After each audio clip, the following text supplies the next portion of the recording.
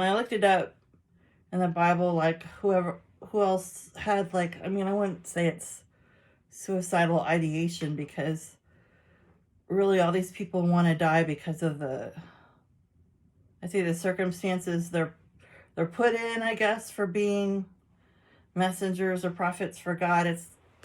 It's really not like they have desire, like suicidal impulses normally, but under the extreme circumstances they do. So the other person who did that was Job, obviously, because he was tested so much. He had, I want to say he had like some crazy amount of livestock, like, I don't know if it's, I want to say 10,000, but that sounds ludicrous.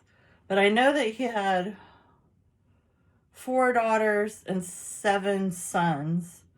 And when God and the devil make a deal, or Satan makes the deal with God, like who could you get to, who's your best servant on earth, and then I'll tempt them and see if I can get them to turn to me. And then God's like, well, you're not going to turn this one guy, Job. So unfortunately for Job, that means he loses all the livestock are all killed.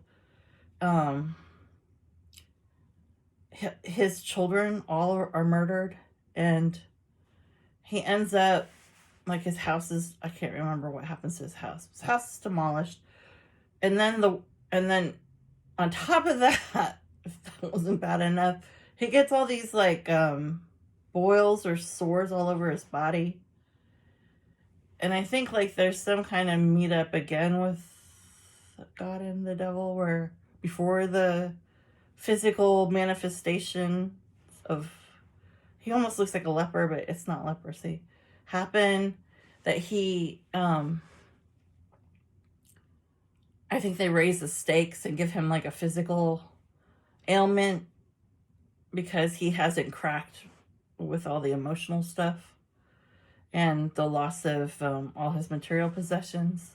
So that's kind of like the final nail in the coffin to see if he'll break. But then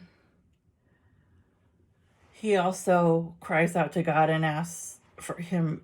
He says his life has no meaning, and like there's no point anymore. Like he's just basically alive to suffer. And of course God doesn't